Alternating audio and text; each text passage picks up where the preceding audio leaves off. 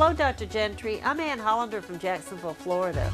My question is, in your view of Revelation, how do you explain Revelation 20, where it talks about the binding of Satan?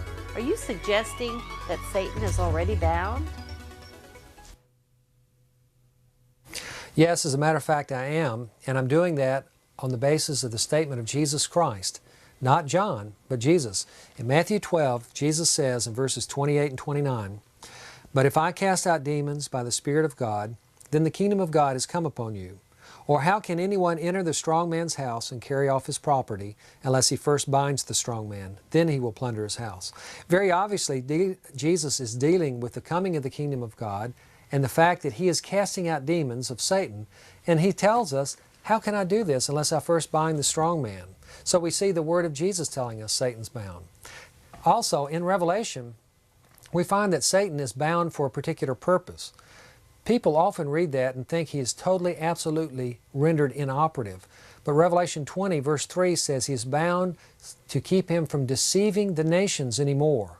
If you look in the Old Testament, you'll find that only Israel of all the nations of the earth knew the true God. And the other nations were under satanic oppression through idolatry and other means. But when Jesus comes, this all changes. In Matthew 28, He gives a great commission and says, "Go into all the world and make nations, all nations, to be disciples." And so, with the coming of Jesus and the binding of Satan, He's binding him for the purpose that he can't deceive the nations anymore. The nations are now open to a universal spread of the gospel of Jesus Christ.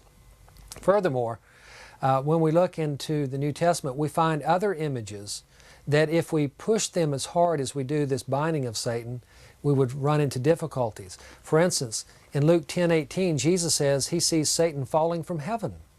In John 12:31, He says, "The god of this world shall be cast out." In Romans 16:20, He says, "Satan shall be crushed under your feet shortly." In Colossians 2:15, He says, Christ took these things out of the way and nailed them to a cross and disarmed Satan. In Hebrews 2:14, He says that Christ rendered powerless him who had the power of death, that is, the devil.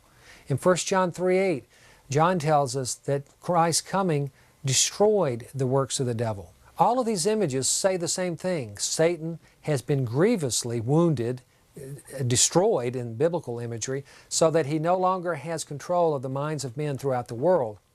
He has been defeated by Jesus Christ. He has been bound by Him so that he can't deceive the nations anymore. What's fascinating also about that Revelation 20 passage is that it says in Revelation 20 verse 6, right after the binding of Satan, it says, "They will be priests of God and of Christ and will reign with Him 1,000 years." Well, interestingly, when we turn to the first of the book of Revelation, in chapter 1, verse 6, it says, "He has made us to be a kingdom, priest unto God. To Him be the glory and dominion forever and ever." So the image of the book of Revelation in chapter 20 of the binding of Satan and the kingdom of Christ coming, where we'll be a kingdom of priests, is already informed for us by Matthew 12, verses 28 and 29, and Revelation 1, verse 6. We are, and already have been, established as a kingdom for Christ. Satan is bound. We can take the gospel out freely. We can resist the devil, and he'll flee from us.